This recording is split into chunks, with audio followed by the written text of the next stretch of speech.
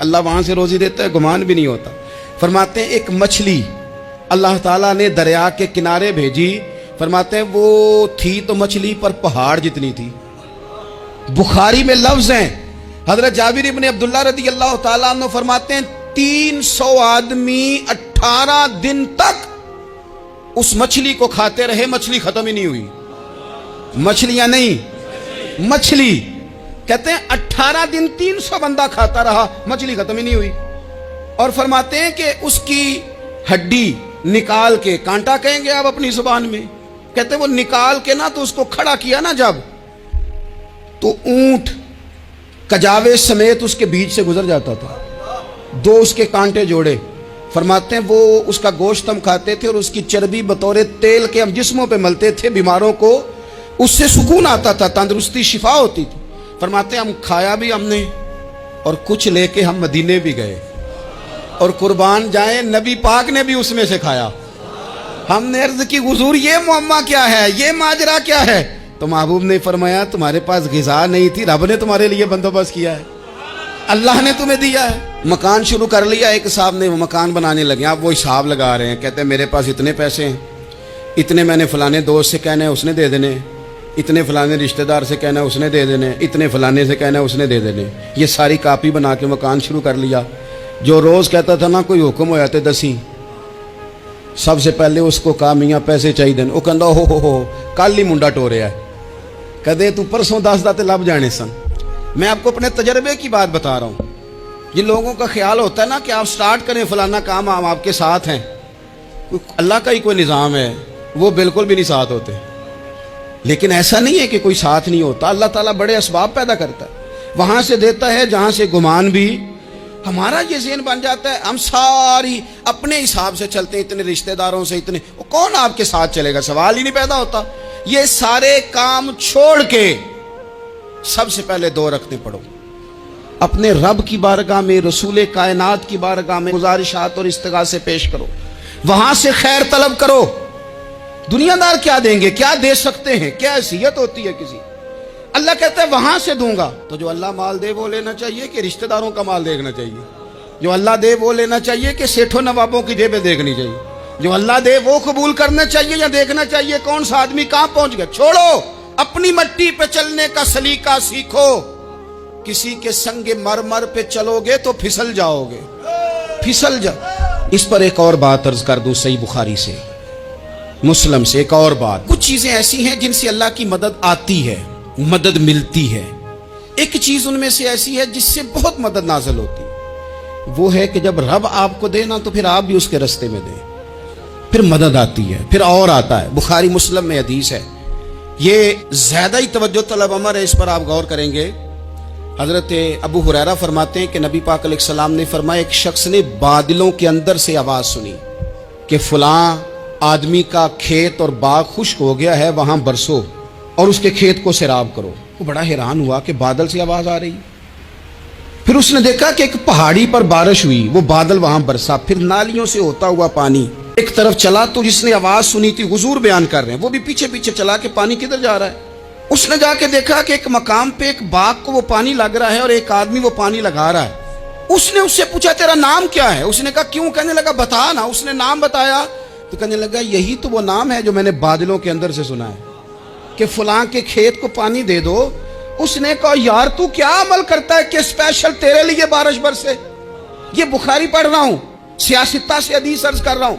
اس سے پوچھا تو کیا کام کرتا ہے کہ جناب اللہ تبارک و تعالیٰ کا حکم کرم آیا کہ خاص تیرے لیے پانی برسے اور تیرے کھیت کو سیراب کرے؟ تو اس نے کہا چھوٹا ذمہ دار ہوں, پر جب فصل اگتی ہے تو 3 حصے کرتا ہوں. ایک حصہ اپنے بال بچوں پہ, بہن بھائیوں پہ خرچ کرتا ہوں, ایک حصہ پورا, اور ایک حصہ دوبارہ کاشتکاری پہ لگاتا ہوں, اور تیسرا حصہ خالص میں نے مسکینوں, یتیموں اور غریبوں کے لیے رکھا ہوا ہے. وہ جو تیسرا حصہ, اللہ کرے آپ سمجھے, وہ رب کے بندوں پہ تیسرا حصہ خرچ کرتا ہے نا, تو کریم مالک نے فرمایا جہاں سے غریب کا حصہ جاتا ہے وہ کھیت خشک نہیں رہنا چاہیے, وہ جہاں سے مسکین روٹی کھاتے ہیں وہ خشک نہ رہے, جہاں سے یتیموں کو کچھ آتا ہے کہیں اس کی فصل رہ نہ جائے. میں اور آپ بھی اگر اپنے مال میں مسکینوں یتیموں غریبوں کے حصے رکھ لیں گے تو فصلیں خشک نہیں رہیں گی، ان کے اندر تازگی آئے گی، نور آئے گا، کرم آئے گا، خاص کر خدا کی رحمت برسے گی۔ مدد اللہ سے چاہیں، اپنی توجہات کا مرکز رب رسول کی ذات کو بنائیں، پھر آپ محسوس کریں گے کہ بڑی جلدی اللہ تعالیٰ کی مدد آنے لگی ہے۔ کبھی آپ صرف کہہ دیں نا میرا رب میرے ساتھ ہے، اس لفظ میں اتنی طاقت ہے کہ دشمن ویسے زہر ہو جاتا ہے۔ زندگی میں کسی سے بھی لڑائی ہو، اچھی طرح سوچ لیں کہ اللہ اس طرف ہے یا اس طرف ہے۔ اگر آپ زیادتی پہ ہیں تو پھر رب مظلوم کی جانب ہے۔ اگر اللہ کی مدد آپ کے ساتھ ہے تو دنیا کی کوئی طاقت آپ کو گرا نہیں سکتی۔ اور اگر آپ مظلوم کے مقابلے میں ظالم بن کے آپ کھڑے ہو گئے ہیں اور آپ نے رویہ وہ اختیار کیا ہے کہ جس میں مدد نہیں آئے گی، تو پھر یاد رکھ لیں کہ آپ کوئی بھی ہیں، کہاں بھی ہیں، آپ کمزور ہیں۔ طاقتور تھے ابتدائے اسلام میں، ظاہری طاقت تھی کفار مکہ کے پاس، وہ ڈنڈوں سے مارتے تھے غریبوں کو، ان کے ہاتھوں میں ڈنڈے تھے، پر خدائی طاقت ان مظلوموں کے ساتھ تھی۔ صاحب زرقانی نے لکھا ہے، حضرت زنیرہ رضی اللہ تعالیٰ عنہ ایک لونڈی ہیں، غریب ہیں، ماڑے دا کی کام محمد نہ سجانا یا رونا، غریب سادی بی بی اور لونڈی کنیزہ، ایک مشرک کی کنیزہ تھی، انہوں نے کلمہ پڑھ لیا، وہ ڈنڈوں سے مارتا، دروں سے مارتا، تکلیف دیتا۔ حضرت زنیرہ رضی اللہ تعالیٰ عنہ کو اتنا مارا، اتنا مارا۔ اب آپ ایک اور پہلو پر بھی غور کریں، مار بھی پڑ رہی ہے پر خدا ادھر ہی ہے، اللہ کی مدد ادھر ہی ہے۔ رب کہتا ہے کہ پہلے تو صبر کرنا، ان اللہ مع الصابرین، تو صبر کرے گا تو پھر رب کی معیت ملے گی، ذرا ٹھہرنا، تو تھوڑا ڈٹنا۔ ان الذین قالوا ربنا اللہ ثم استقاموا تتنزل علیہم الملائکہ، تو کہے اللہ میرا رب ہے، پھر تو پہلے ڈٹ، پہلے تو نے ڈٹنا ہے۔ ثم استقاموا، جو ڈٹ گیا، تتنزل علیہم الملائکہ، ڈٹنے والے کے لیے مدد آتی، پہلے تھوڑا ٹھہرنا پڑتا ہے، پہلے تھوڑا صبر کرنا پڑتا ہے، حوصلہ کرنا پڑتا، اس کے بعد مدد آتی۔ مار پڑ رہی ہے، مارا جا رہا ہے حضرت زنیرہ کو، ان کا مالک جو ہے ظاہری آقا وہ مار رہا ہے، یہ کنیزہ ہے، اتنا مارا، اتنا مارا، ان کی بینائی چلی گئی، نظر آنا بند ہو گیا۔ ابو جہل آیا اور کہنے لگا زنیرہ دیکھا نا ہمارے بت تیری آنکھیں لے گئے، معاذ اللہ، لات و منات ہمارے بتوں نے تجھے اندھا کر دیا۔ اب ایسا نہیں ہے کہ بی بی روتی جا رہی ہے، روتی جا رہی ہے، مایوسی مایوسی، معاذ اللہ، پریشانی، غریبی بڑی ہے، پوچھنے والا کوئی نہیں، یہ باتیں نہیں۔ کیا جملے ہیں خاتون کے، کیا لفظ ہیں۔ ابو جہل نے طنزیہ کہا، معاذ اللہ، کہنے لگا دیکھا نا ہمارے بتوں نے تجھے اندھا کر دیا۔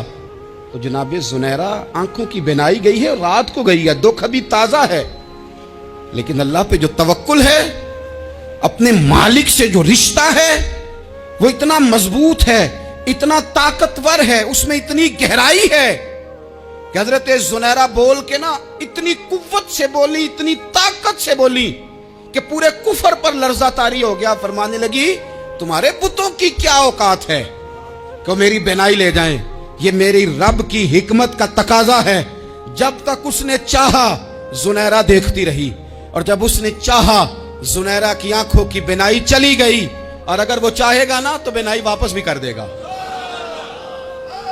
اگر ہو ذوق یقین پیدا تو کٹ جاتی ہیں زنجیریں، اگر وہ چاہے گا تو بینائی آ بھی جائے گی۔ حضرت زنیرہ نے رات کو یہ لفظ کہے، ابو جہل اور سارے کفار ڈر کے سن کے چلے گئے، آپ اطمینان سے آ کے بستر پہ سوئی۔ جب سویرے اٹھی تو اللہ نے آنکھوں کی روشنی واپس کر دی تھی، آنکھوں کی۔ اب چھڑی پکڑی ہے، بازاروں میں گھومتی ہے، کہتی ہیں بلاؤ کدھر ہے تمہارے لات و منات، دیکھو میرے رب نے روشنی واپس کر دی۔ آ کر میرے ساتھ ادھر آ، ستمگر ہنر آزمائے، تو تیر آزما ہم جگر آزمائے۔ بیمار لوگو یاد رکھو، کہہ دیا ڈاکٹر نے کہ تو بڑا بیمار ہے، تو بڑا کمزور ہے، یہ ہو گیا وہ ہو گیا، تو ڈاکٹر اپنے علم کے مطابق بات کر رہا ہے، ہوگا تو وہ جو میرا رب چاہے گا۔ کمزور ہو جانا، پریشان ہو جانا، تکلیف میں آ جانا، پتہ نہیں بات ہو گئی ہے تو جانے کیا ہو جائے گا۔ اپنی زندگی کے اندر اپنے رب سے رشتہ مضبوط کریں، رسول کائنات سے رشتہ مضبوط کریں، اللہ والوں سے رشتہ مضبوط کریں۔ حضرت زنیرہ نے پیغام دیا کہ زندگی میں جو جینا چاہتے ہیں تو وہ رب کا نام لے کے جی سکتے ہیں، جو اپنی زندگی میں خوشیاں دیکھنا چاہتے ہیں تو رسول اللہ کے نام پر خوشیاں دیکھی جا سکتی ہیں۔ توکل کی بنیاد پر بندہ خوشیاں لے سکتا ہے، اور اگر انسان میں توکل نہیں ہے تو پھر وہ اس کالے جادو سے بھی ڈر رہا ہے، وہ نیلے سے بھی ڈر رہا ہے، وہ پیلے سے بھی ڈر رہا ہے، وہ فلانے سے بھی ڈر رہا ہے، وہ میرے خلاف فلانا رشتہ دار سازش کر رہا ہے تو ڈر رہا ہے، فلانا میرے بارے میں یہ کر رہا ہے تو ڈر رہا ہے، وہ پتہ نہیں دنیا ادھر ہو جائے گی تو کیا ہو جائے گا، اٹھ باندھ کمر کیوں ڈرتا ہے، پھر دیکھ خدا کیا کرتا ہے۔ تو اس ساری گفتگو کا نچوڑ آپ کو یہ عرض کیا ہے، سب سے پہلے تو یہ کہ میدانوں میں مدد بھی اللہ کی، رزق میں مدد بھی اللہ کی، فصلیں خشک ہوں تو مدد پھر بھی اللہ کرے، تو پھر ساری مدد، اور اگر انسان بیمار ہو تو پھر بھی مدد اللہ کی۔ تو اپنے اللہ کی جانب توجہ کو بڑھائیں، آپ اللہ سے مدد کے سوالی بنیں۔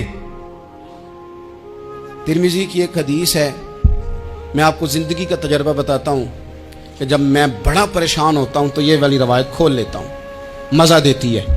میرے نبی پاک علیہ السلام نے فرمایا اپنے دکھ سیٹھوں نوابوں کو نہ کہنا، مالداروں کا نہ کہنا، ورنہ اللہ تمہیں کبھی غنی نہیں کرے گا۔ فرمایا اپنے دکھ اپنے رب کی بارگاہ میں عرض کرنا، جلدی کرے یا دیر سے کرے اللہ تمہیں لوگوں سے بے نیاز کر دے گا، اللہ تمہیں غنی کر دے گا۔ رات کو بیٹھو نا اس کی بارگاہ میں، اسے دکھڑے سناؤ، چھوٹی چھوٹی باتیں، حضور نے فرمایا نمک بھی مانگو تو رب سے مانگو، چھوٹی چھوٹی بات سے شروع کرو نا۔ جب بندہ شروع کرتا ہے نا چھوٹی چھوٹی چیزیں تو بڑی ساری چیزیں یہ اس طرح ہوتا ہے جیسے بندہ رب سے گفتگو کر رہا ہے، مالک مجھے یہ چاہیے، مالک میں یہاں کمزور ہوں، اللہ میں یہاں پریشان ہوں۔ آپ یہ کر کے تو دیکھیں، لمبی لمبی دعائیں مانگ کے تو دیکھیں، اس کے حضور جوڑ کے تو دیکھیں، آپ دیکھیں گے راحت کتنی ہے، سکون کتنا ہے۔